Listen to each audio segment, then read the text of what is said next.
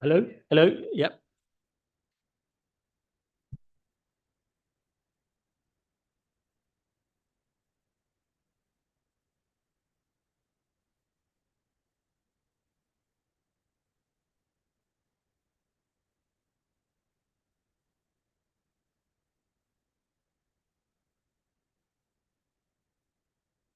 No, I don't want. I don't want to.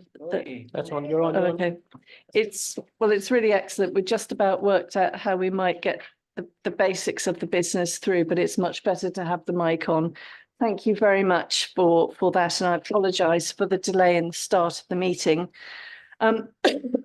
Excuse me. So I'd like to begin by welcoming those members of the public and press who are watching the live stream of this meeting via the Fire Services YouTube page. The Fire Authority allows filming and photography at its public meetings, so please feel free to use social media during the meeting. Can I ask though that everyone present turns their mobile phones to silent or vibrate while the meeting is taking place?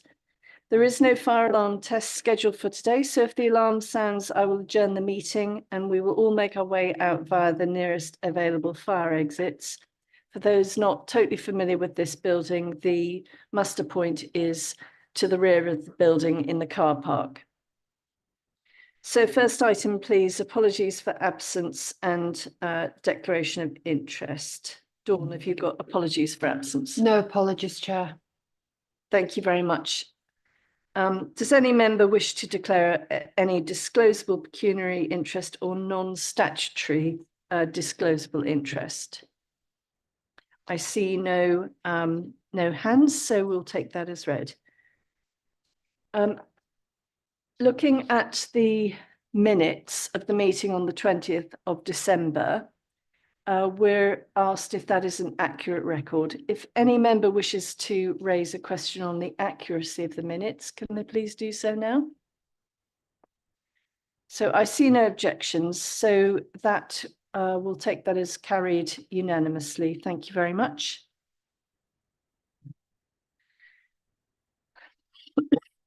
Do members have any questions about the action log? No, thank you very much. We're asked to note the action log. So I have quite a bit to tell you by way of Chair's announcements. And at the start of this meeting, I would like to mark the sad passing of our colleague, Councillor Mac Maguire, who served the Fire Authority with distinction for many years. Many of us attended his funeral, and more recently this week, we were able to witness him posthumously receiving the accolade of Honorary Alderman from Cambridgeshire County Council. We will surely miss him. For now, let us mark his passing with a minute's silence.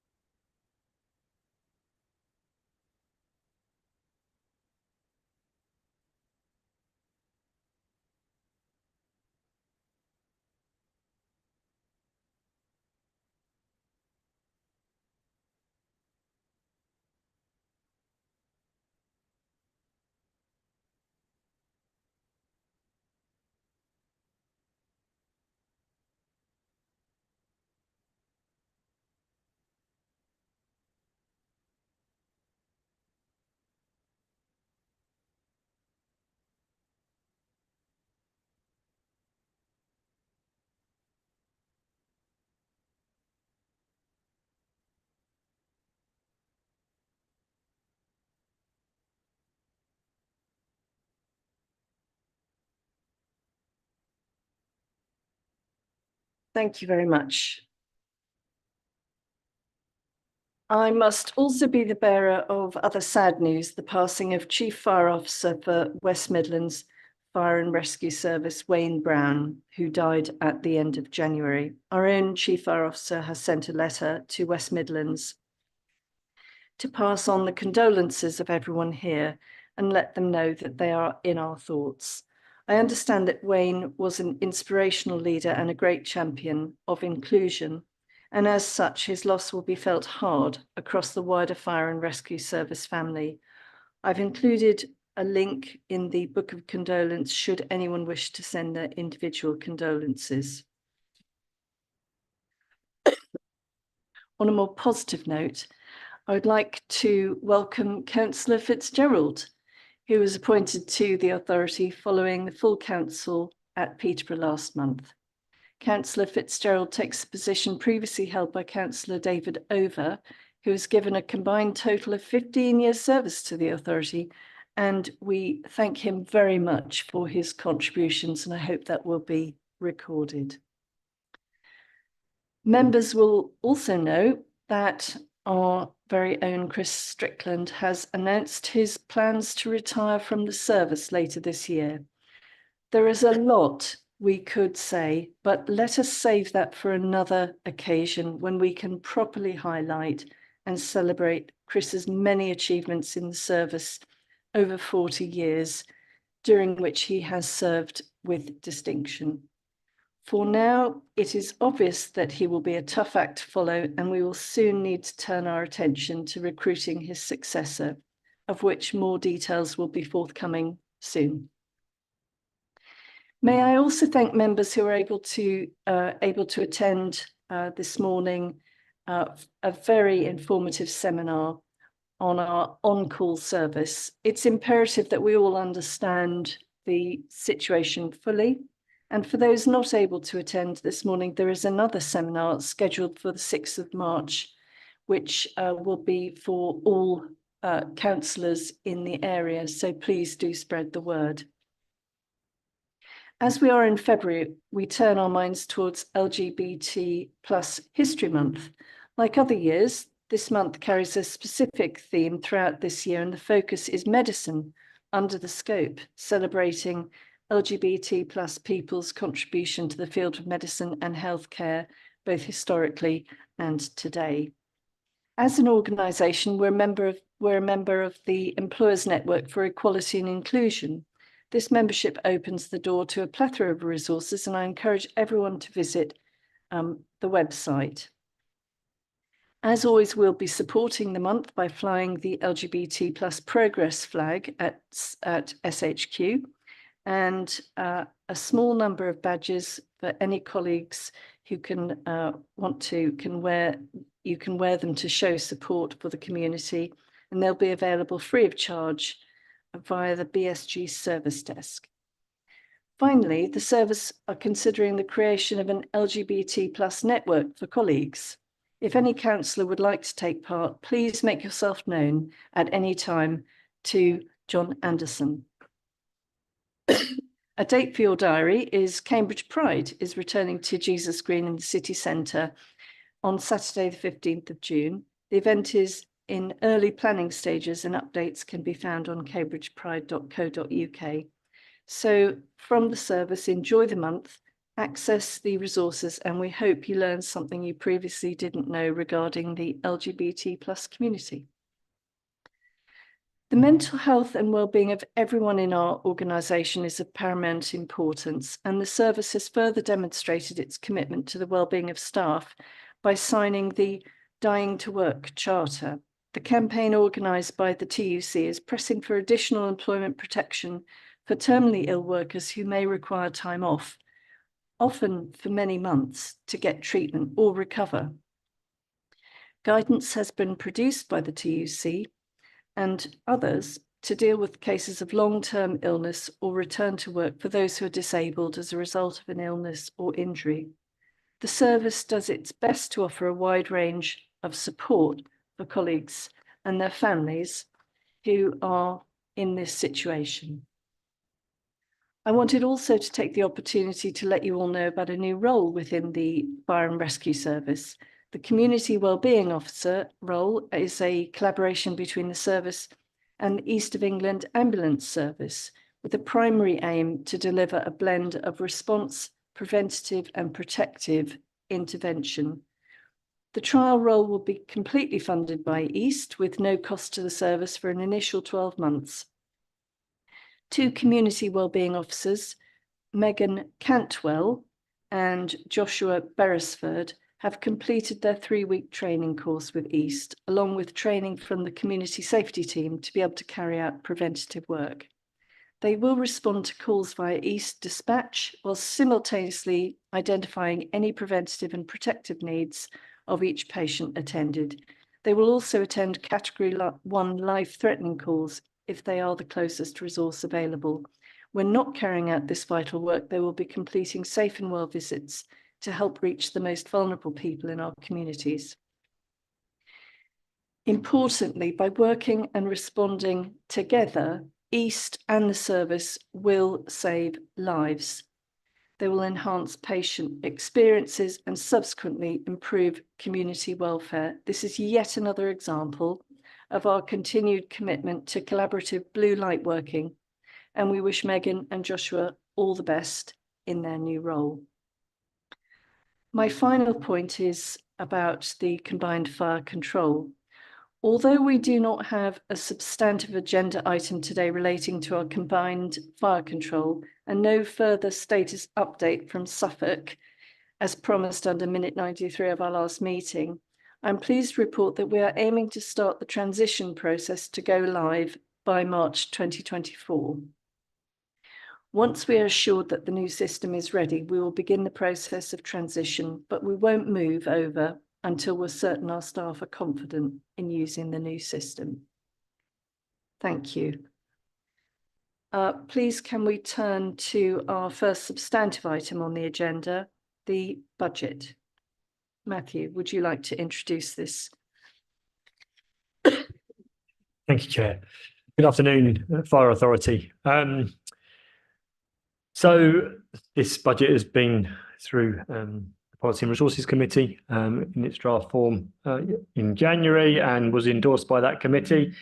In headline terms, the increase we are asking for in terms of precept is 2.93%, so below the rate of inflation, but also in line with government's limits on how much we can increase council tax for the 24-25 financial year. Absolutely wrong year there. What the budget includes, the predominant increase relates to salaries. We built a 3% increase across the board in terms of salaries, but probably you're aware there was an announcement that we actually have some additional funding that came in. So actually there is some scope that if it did go above 3% to maybe 4%, we would still be in a position to fund that within this baseline budget. In terms of other aspects that have come in, I suppose, been confirmed since the January meeting of the Policy and Resources Committee. The only other factor I wanted to highlight was around Section 31 business rate income. It's temporary grant that we are notified of on the 31st of January by district and city council colleagues. That has come in. It's about in the budget, but you'll see it's about £1.5 million or just over £1.5 million.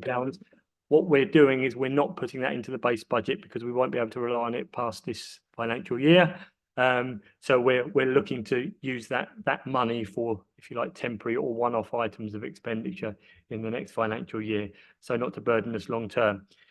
Other than that, in terms of risk, the key risk in this budget is around pay and around pay awards. You'll be aware that the National Joint Council, which obviously is made up of our representative bodies along with employers, negotiate a pay settlement. That doesn't happen until after we set the budget, and that's through nobody's fault. It's just it's how it has been for a long time, I believe. So until we get to that point, obviously I can't guarantee whether 3-4% will be enough at this stage. What I would say is the level of reserves, and in my Section 25 report, the level of reserves that we're carrying at the moment should be enough to sustain certainly for the next financial year, irrespective of what it does come out at. Other than that, I think that's probably in terms of the headlines. If any of you have any questions, I'd be happy to take them. Thank you. Right, questions for Matthew. Kevin. Thank you, Chairman. Very briefly, you recall at the Policy Committee, questions were raised about reserves, and you gave a coherent answer. I think it would be helpful if you could just give more details about why the reserves are going to be adjusted, so that everybody understands, because if not, I'm sure there'll be other questions asked. Thank you. Thank you, Councillor Reynolds. Yeah, so in terms of the way we're going to use reserves to facilitate the Section 31 grant, so effectively we'll be putting it in, but utilising that money for one-off projects. So one of the projects we have set money aside for in the current financial year is around the upgrade of St Neots, which again is obviously also subject to a funding claim from our district council colleagues, Huntingdonshire. So what we're really trying to do is spend the money on things that are of real value to us as a service, that will enhance the service in the short term, will enhance the service we provide to the public of Cambridgeshire without putting any long-term burden on our current financial situation. So hopefully it gives you the reassurance that we're using it sensibly, but not committing to anything long-term that could really present a challenge for us. Thank you. Did I see Councillor Fitzgerald? Do you put your hand up, or? I'd love to speak, as you know that, but no, I didn't, thanks. Thank you. Any other questions for Matthew? Shall we move to the debate? We are being asked to approve the budget book and approve the Treasury Management Strategy Statement. Would anyone like to discuss it? Bearing in mind we have had many opportunities, so it would not be surprising if we didn't have points of discussion, but it's important to have the opportunity. Simon. No, I don't want to debate anything really. I just, again, this comes around very quickly every year. We seem to be doing this constantly, but I know officers put a huge amount of work into this, incredible amount of work really, and it's the dark art sometimes trying to work this out. So yeah, I mean, I don't like tax increases, but the fire service is a crucial service within our county, so I'm happy to support it. Thank you. Bastian. Thank you, Chair. I would echo the comments made by Councillor Bywater in relation to thanking officers for the work that they have been done, and I'd like to move the recommendations 2.11 and 2.12. I think we all appreciate very much the work that's been done and the way that we have been constantly consulted and updated as it progresses. So can I call for who would, are we all in support of the budget? We are. Is that unanimous? Is there any objection or abstention? No, thank you very much. That's approved unanimously. And again, I'd like us to record the hard work of the officers in coming forward with the budget. Next item is Community Risk Management Plan. John, can I ask you to introduce this? Yeah, thank you, Chair. Good afternoon, members. Our CRMP covers all the activity we're engaged in to exploit opportunities and reduce risk. The current Integrated Risk Management Plan, RMP, covers the period 2020 to 2024, and it's in their final year of that plan at present. And we're currently working on the action plan for that final year. But alongside that, work has been conducted to build a new 5-year CRMP, Community Risk Management Plan, spanning from 2024 to 2029. At the December Fire Authority meeting, requested permission to take the draft CRMP to formal consultation. This was agreed and the consultation has now been completed.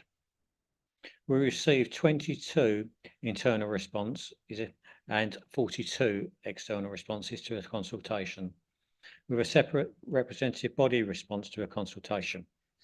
The consultation closed on the 31st of January 2024, and we have now reviewed the feedback received and, where appropriate, made changes to the CRMP.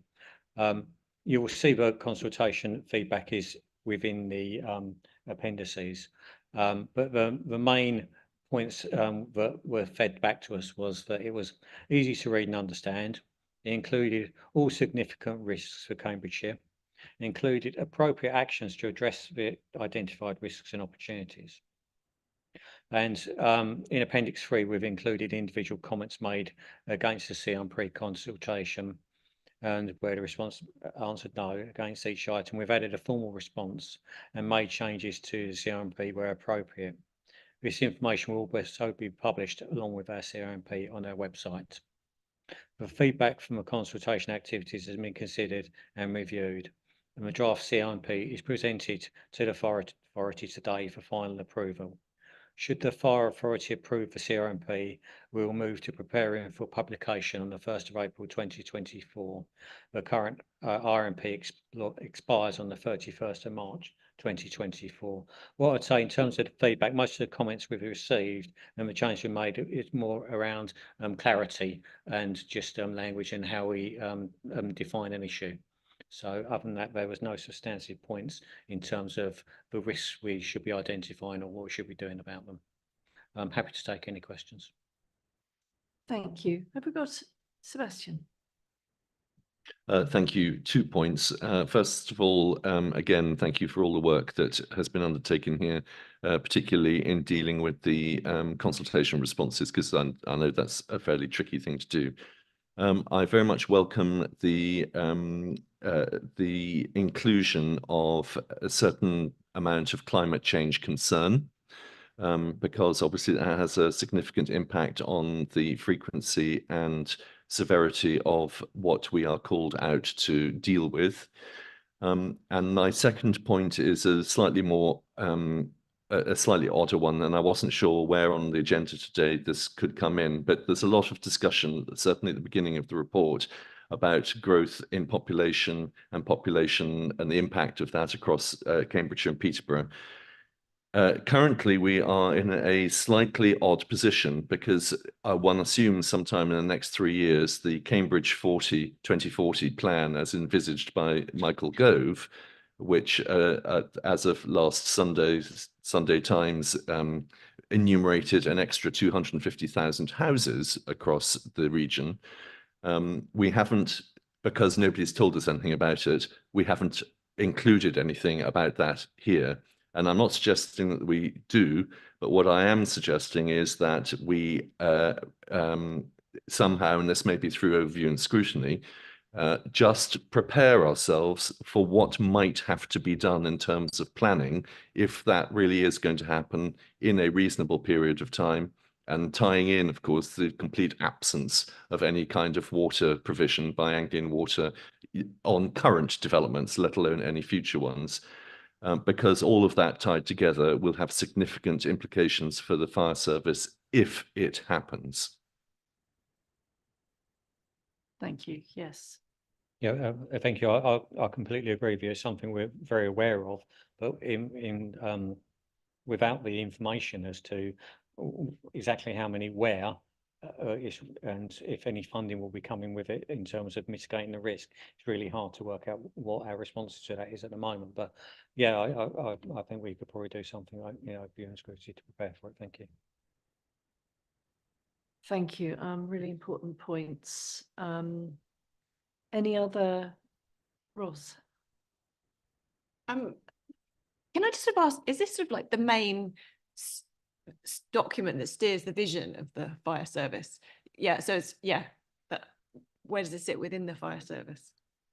Yeah, so this is our strategic plan for the next 5 years. So this is what our response is to the risk within the county. This is what we're going to be doing. It's sort of like our business plan for the next 5 years. Thank you. We're being asked to approve this document for publication. Are we all happy to do that now? Thank you. And yes, an excellent piece of work. Thank you very much.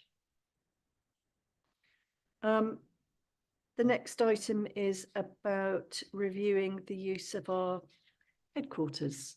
And I wonder if I could ask Matthew to introduce the report, which obviously we've all read, but if you've got any extra points to add. Not too much. You'll all be aware it's an aging building. It is our most non-sustainable building. It's our highest highest emissions building. It will need significant sums of money spending on it to get it anywhere near a more efficient and effective building, and we don't use it as much as we once did. So I think it's time that we reviewed it, and it's going to take us a little while because we want to do things properly, want to know what the opportunities are with partners and such like. So really just to give you a heads up that that's what we're looking to commence, and I'll bring a report back probably certainly later on this year, hopefully November time, with perhaps some recommendations as to how we might move forward. Thank you very much. We're asked to note the report, but are there any other questions in the meantime? No, thank you. Thank you very much. We'll note that. Our next item is a report on the lithium-ion batteries response. And if I could ask John, please, to introduce the report. Yeah, thank you, Chair.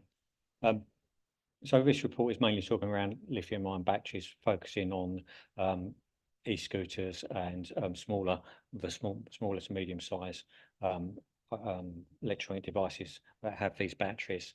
There's growing national concern over the rise in the involvement of these batteries in incidents involving fire, including fatalities, and unfortunately we've seen that play out in this county. So these electrified forms of micro-mobility becoming ever more popular, and there's certainly evidence that this is being driven by the cost of living crisis, where people are seen as an affordable alternative transport method, and also around providing a more environmentally friendly way of transporting people. The primary risk associated with lithium-ion batteries is a thermal runaway. This is where a battery cell overheats, and due to an internal fault, physical electrical abuse, can generate extreme temperatures, and that can happen without any other ignition sources being present, and can burn without any oxygen as well.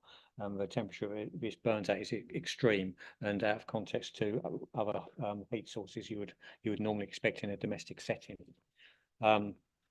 Currently, there's limited data around the number of fires in the United Kingdom. That's mainly due to the deficiencies in our incident recording system, where there isn't a way of highlighting the lithium-ion batteries being involved.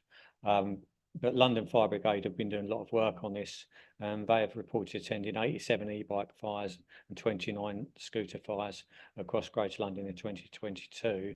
In the first half of 2023, they're now being called out to one fire every 2 days, a 60% increase. And obviously we're not on the scale of London, but you can see a trend and you can see where this is heading. So in terms of what are we doing about this? There's a lot of work going on at the moment, both locally and nationally. Yeah,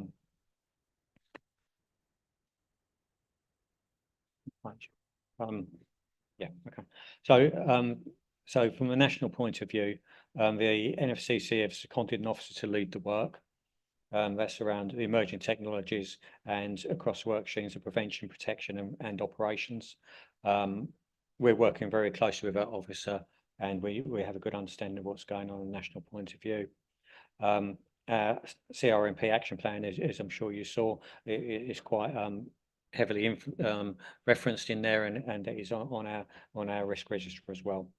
The NFCC have produced e-bikes and e-fire safety guidance with key areas of messaging to be used when communicating with the public. We're currently using these within our prevention and protection activities to ensure consistent messaging. In terms of operational training, that's being provided to all our operational staff on the risks and tactics for firefighting if dealing with those incidents. We've also set up a joint team from prevention and protection that's engaging with the Cambridge Landlords Forum, providing information on specific threats and emerging risk posed by e-scooters and e-bikes.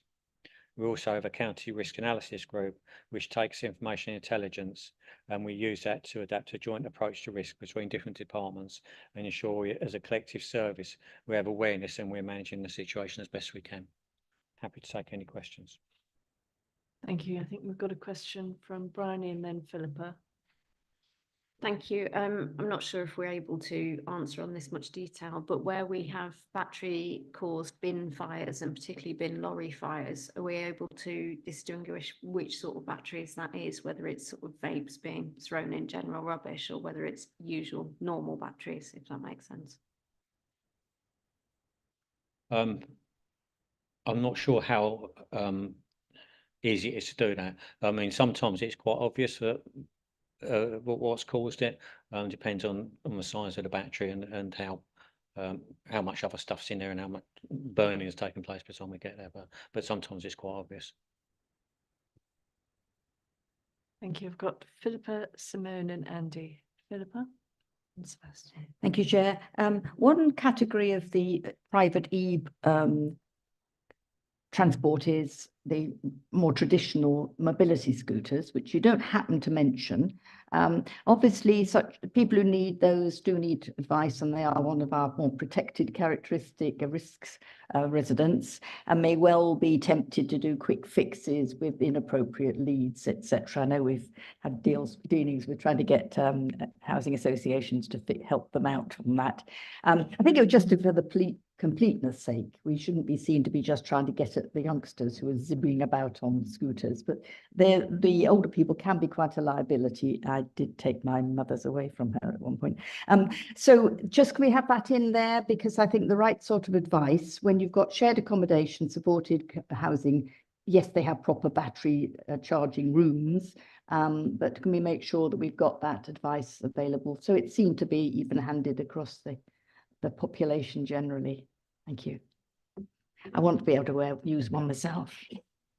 No, you're right. There is a risk with these, and there's similar issues in terms of it's the same sort of battery and the same issues in terms of if you're not using the appropriate charger, charging in an appropriate place, and there's lots of issues around means of escape. But the reason I haven't really focused on it in this paper is this paper is around emerging risks, and the emerging risks for us at the moment is for e-scooters, etc., because that's the thing that's expanding. I think the mobility scooters is something that's been around for a while. We feel like we're quite on top of that in terms of prevention around that, and we know what the areas to focus on. So I think it's about us trying to get on a grip to this new risk, and that the fact it's expanding, because what we're finding is the places we're having fires now is changing, because before we focused our prevention activities on the elderly and the people with mobility challenges, which completely encompasses that. But now we're finding we're getting fires in all sorts of premises, because people of all different generations and demographics are now using these products. Thank you. Simone. Thank you, Chair. So it's just out of curiosity. So what you mentioned is thermal runoff. What do you think is causing it, in particular in terms of e-scooters? Do you think it's maybe sort of cheap chargers or people using inappropriate chargers, or is it more likely people buying the lower end of spectrum, shall we say, of e-scooters, and perhaps the batteries a little bit inferior than what you would normally expect? Yeah, it's all of those. So it's very much people buying aftermarket chargers which are not appropriate.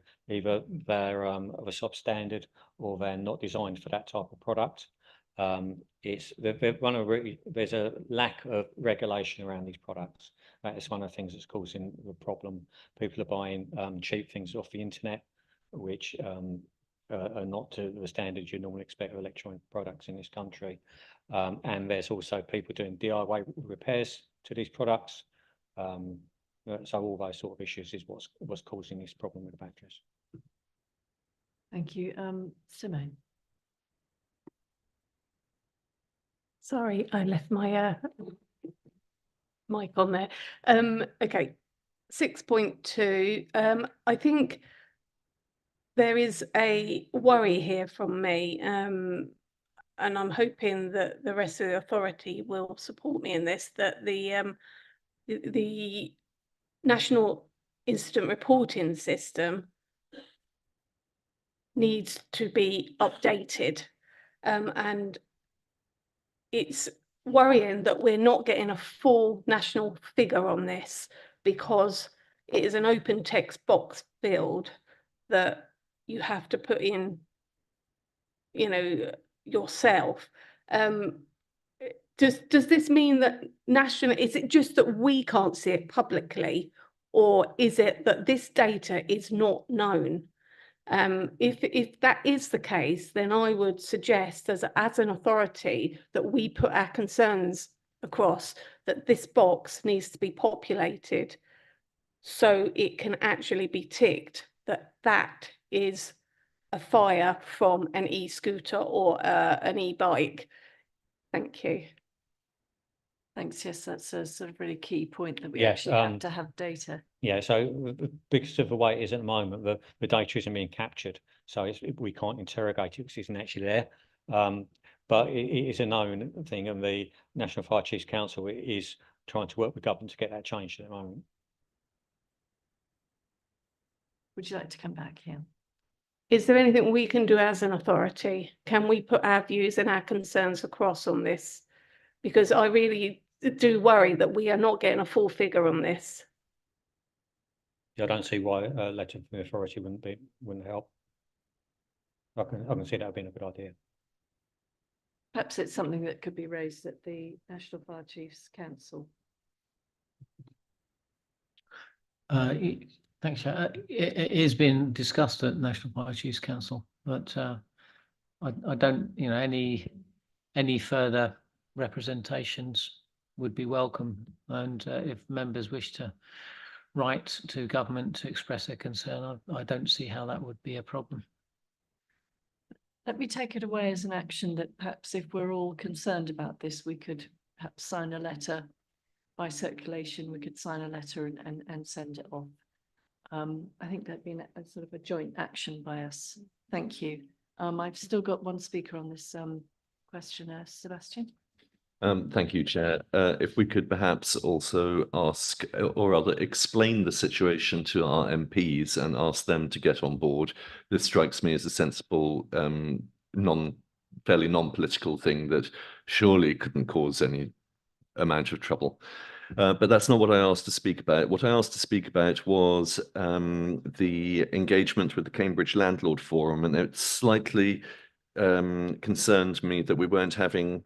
It may be the Cambridge Landlord Forum covers Peterborough, but it doesn't appear so. And I think that in the same way that young people in Cambridge might be using this, disproportionately higher number, I feel that Peterborough is almost designed for people on low-paid jobs to be able to get around using e-scooters and e-bikes as well. And I think we need, if we aren't engaging with Peterborough residents, we need to, as a matter of urgency, because, as I drive around the city, there are places that are e-scootable very easily for the vast majority of the population.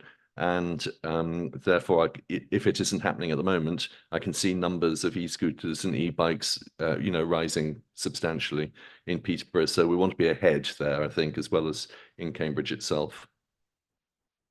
No, a good point. If we're not engaging with them, I'll make sure we do.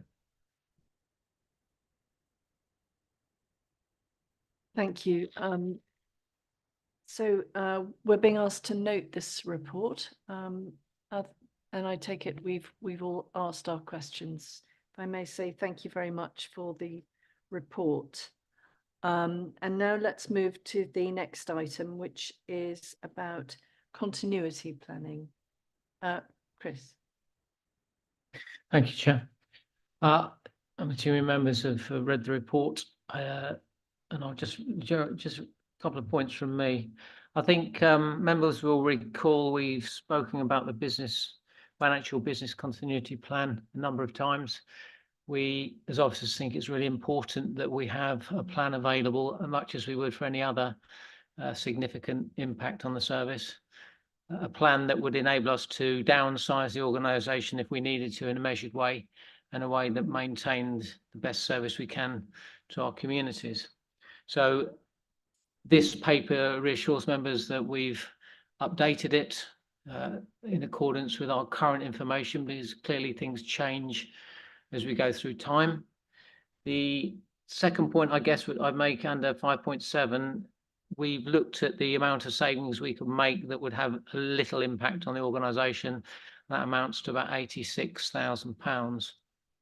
Ideally, we wouldn't remove that money, those things, because they are contributing to our ability to deliver at the level we currently are, but we could if we had to. 5.8, I think, underlines the point that if we experience any further reductions in our budget in real terms, then we will be looking at implementing aspects of the financial business continuity plan. So the reality is, as a fire and rescue service, we are effectively living from hand to mouth. There is no spare fat on the bone. And the last point, I guess, that's important to bear in mind and needs to be thought about is the decision of Suffolk to withdraw from the collaboration that we have for our control centre will have a significant financial impact on us as and when it happens. So that's something that we will have to think about, because the reality is it will impact on our ability to support and deliver the fire and rescue service.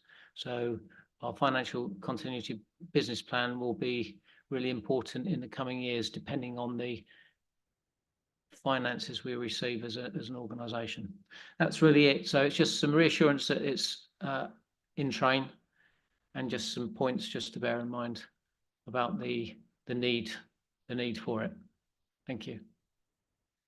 Thank you very much. Are there any comments or questions? Simone.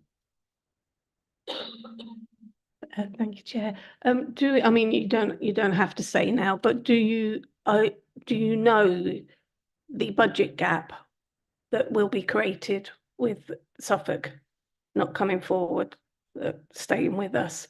It's, if you don't need to say, you don't have to say it now, but I just need that insurance that you know that what that gap could well be. Thank you. That's a good question. Clearly, we have to work through exactly what the control centre would look like if and when we go to single service.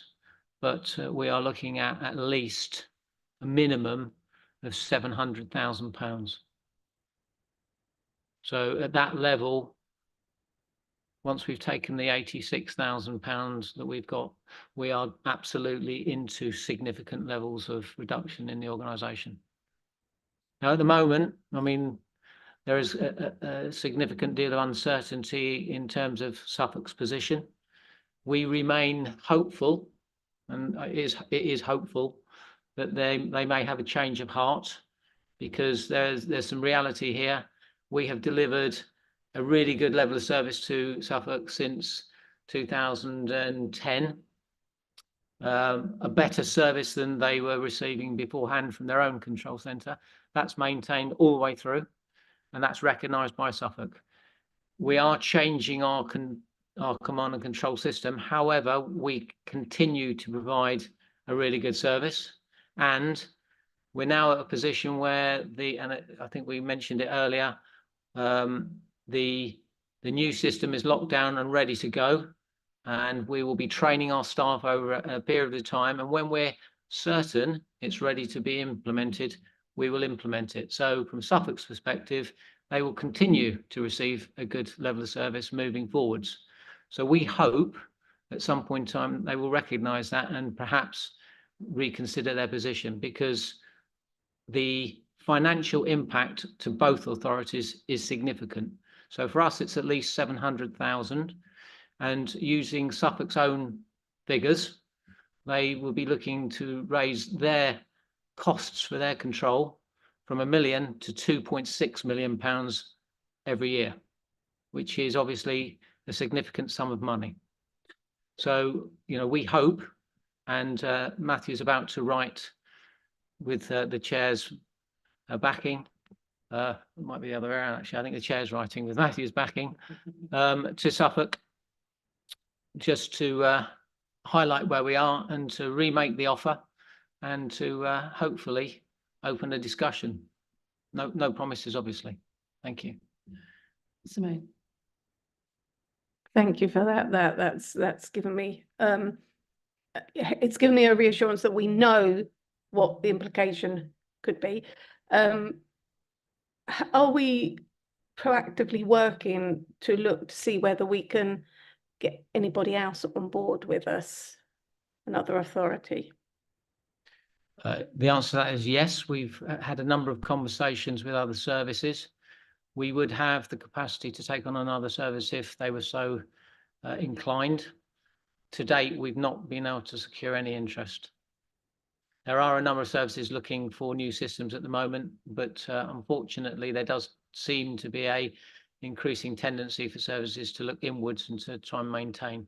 But from our perspective, we'd be very keen to do that, and we'd be keen to collaborate with another service or remain in collaboration with Suffolk, or even look to go for a 3-service control. We do all of those things because there is a massive value, not just from a financial perspective, but also in terms of delivery of service to the community in considering these things. Thank you, Wayne.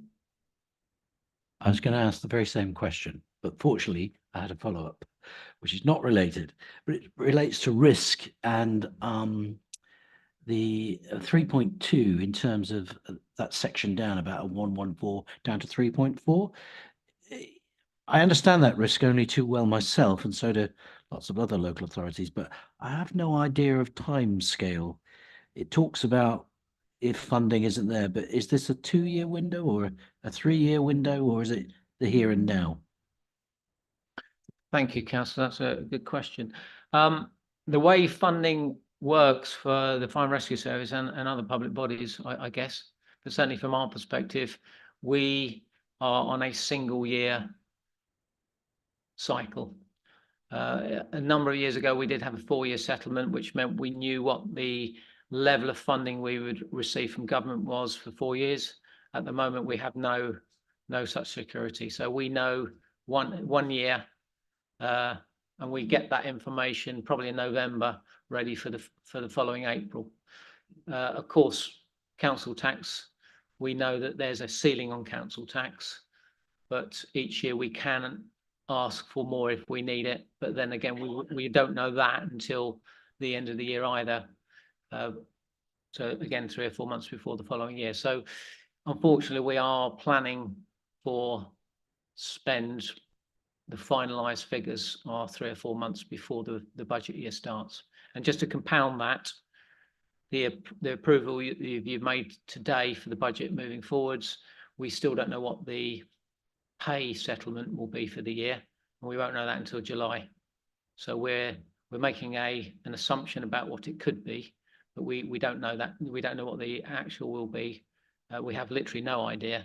We won't know until around July time. Thank you, Ross.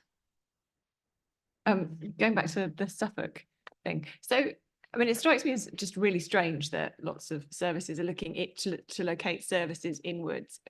Presumably no one's got loads and loads of spare cash. So have you got any idea why that is? It a sort of psychological, I mean, what is it? Why are people doing it? And also, if there is this feeling that we want to locate things internally, is there almost a conversation where we could say that we share another element of someone else's services in there? I don't know. What's the psychology behind this? Do we have any idea why this is happening? That's a very profound question. Chris. Thank you, Chair. I mean, I can't really speak for other fire and rescue services. I think all I can say is from our perspective, we have always been very keen to collaborate with others because there's always there's a financial benefit to both parties if we do. And it always, I mean, if we take Suffolk, because I can speak about Suffolk, I have no real idea or understanding of why they would choose to do what they're doing. Fears over what the new system might deliver. I can sort of understand that where we do need to move away from our current system because of the age of it, not because of its reliability, but it's just old technology and we do need to move away, but it's still providing a really good service. And so those arguments are difficult to understand. I'm not in the minds of those people. You know, ultimately, we're very keen to do it. We'll try to push it. I can't really explain why they think it's a good idea just to maintain, unless it's, well, I'm sure there's reasons which I probably wouldn't want to speculate in a public meeting. I think it's fair to say that we remain open to the possibility Very that they much so. may change their mind or change their timescale, and we, you know, we would warmly welcome that. Sebastian. Thanks. Chief Fire Officer answering the question earlier on talked about at a minimum of 700,000, but didn't then go on to say that it could be as much as 1.2 million as set out in the report. And I'm assuming that the impact 3 and 4 relates to a level around £700,000, in which case, is it fair to say that if it was 1.2 million, we'd be looking at level 4 or level 5 or possibly level 6 in relation to the impact on the services that we provide to citizens?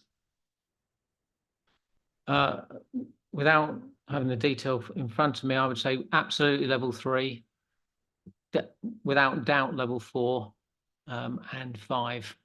I wouldn't anticipate level 6. So the appendices describe what those levels are. Level 6 is where we can't meet our statutory responsibilities. So level 3, 4 and 5 are increasing levels of impact on not only our staff, but also our ability to support and deliver the service. And, you know, level 3 is where it starts to bite. So yes, it will be difficult if we hit that sort of level. Sebastian. I was just going to say, I think that you know, this is a risk which we need to be really very explicit about with the people. You know, we need to be upfront and say, if this happens, it is a worst case scenario, but it is a scenario that we are already in. If it continues the way it is going, you know, this is going to have a very significant impact on, you know, the service that the Fire and Rescue Service is able to provide to you and I. And just to put some timescales on that, Councillor, if Suffolk meet the timescale that they set, they will be leaving in December of this year. So the financial impact will commence shortly after that. If they aren't, then there's a discussion that we are about to enter into around how long we extend the contract for. And of course, we do need to protect the interests of Cambridgeshire in that conversation. So any length of notice period after December will be need to be negotiated. It can't be a sudden departure because the financial impact on the organisation will be significant. So we need to make sure there's a good run in. But you know, once we have some clarity over where Suffolk are going and when, we can then give much better clarity over when the impacts could be. And of course, all this is notwithstanding the funding we get from central government and our ability to raise tax. Those things can offset any savings we have to make depending on what settlements we get. Thank you. It is potentially a very serious issue. Yeah. And it also is potentially one that may be mitigated. So it's really, we're at sort of crossroads. Thank you. Unless there's any other questions, we're asked to note the work and the status. Thank you. May I move on to the safeguarding update? John, do you have any introductory points about this? Yeah, thank you, Chair. Just wanted to provide an update really on where we are with safeguarding within Cambridgeshire, and particularly to discuss the journey we've made in terms of the National Fire Chiefs Council safeguarding self-assessment findings and our response to legislative amendments to Rehabilitation of Offenders Act 1974. So in February 2022, we had our first ever safeguarding self-assessment, and that was carried out by Donna Bentley, who we work with from Essex. She works for both services. She's also the NFCC lead on safeguarding, and she was helped draft the changes in legislation recently around safeguarding. So she's a real expert in these subjects, and we're very pleased to be working in partnership with Essex and Donna. So the result in 2022, where we were, the self-assessment is divided into 9 separate categories and then further divided divided into subsections. So back then in February 22, we had 6 red, which were high priority actions to do, 38 amber and 17 green. And so over the last 2 years, there's been significant improvements with, and a lot of work been done around safeguarding. And that's moved us to a position where we now have, we only have 2 red action plan in the action. We have 20 amber and 40 green. So a substantial move, and we're definitely moving in the right direction with safeguarding, and we're in a really good place now. But we won't take our eye off the ball. We'll continue our journey of improvement. In July 2023, there was a change in legislation to Rehabilitation of Offenders Act. This enabled Fire and Rescue Authority employees to require a minimum standard DBS check for all employees.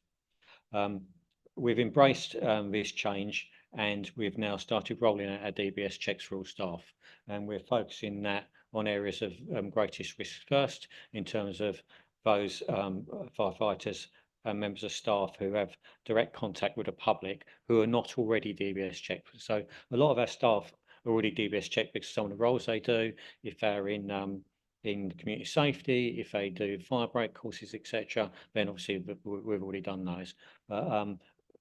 Some of the front-facing fire crews may not have them. We've already started doing it for all new entrants. They will automatically be DBS checked anyway. We're now going around catching up with all our operational staff, and then we'll move on to support staff. And so far, it seems to be going reasonably smoothly. We've also incorporated into everyday practice numerous guidance documents made available, such as managing allegations, positive disclosure, risk assessment guidance, and joint guidance on DBS eligibility checks. We've introduced a new e-learning package which is now mandatory for all colleagues and volunteers. Over the last 12 months, the service has promoted guidance on a number of key themes, but not limited to domestic abuse, hoarding, modern slavery. These key themes are imperative in evidence in the organisation's broader understanding of the safeguarding agenda, and as a reflection of the effective practice in both local authority audits and NFCC professional standards. So hopefully that's given you a bit of an overview of where we are and some reassurance as to the fact that we're on top of this subject and we're taking it very seriously. I'm happy to take any questions. Thank you. Do you have any questions? I mean, this is really sort of important piece of work. Scott Warren. With your kind of subjects, you look at culture within the business about safeguarding, because culture is one of the biggest subjects with safeguarding. Yeah, that would have been looked at as part of the audit. Simone.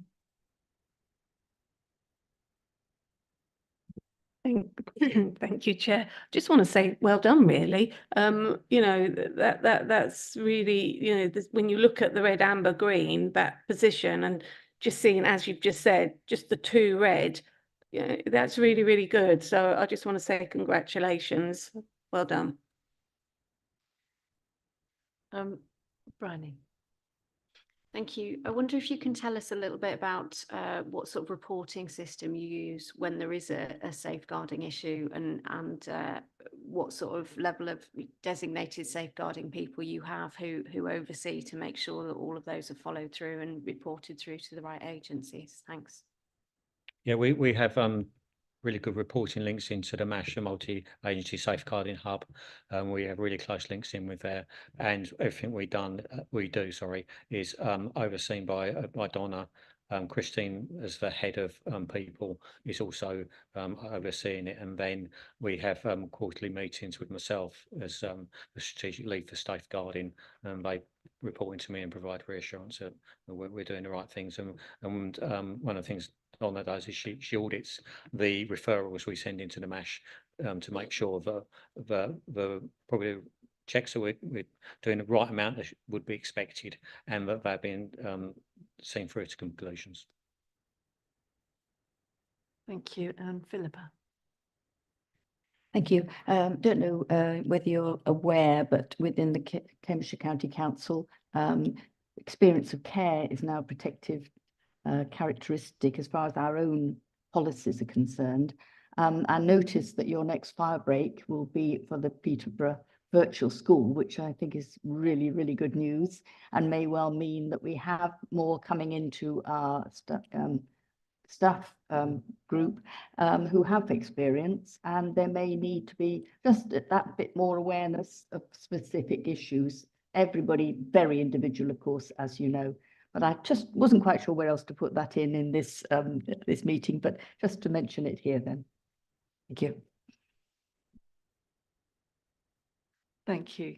That's very helpful. Are there any other comments? We're asked to note the contents of this report and the excellent progress to date, and how important it is to work towards a safeguarding culture and good practice throughout the organisation.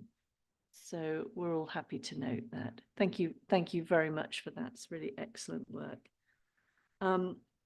So next item is for Dawn, please, to, if there's points to mention about dates of the Fire Authority meeting or about appointment of committees and outside bodies.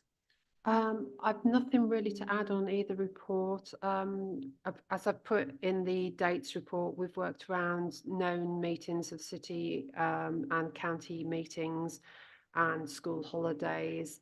And if members are happy with the dates, I'll send out the electronic invites this month. On the appointments, I've nothing to add.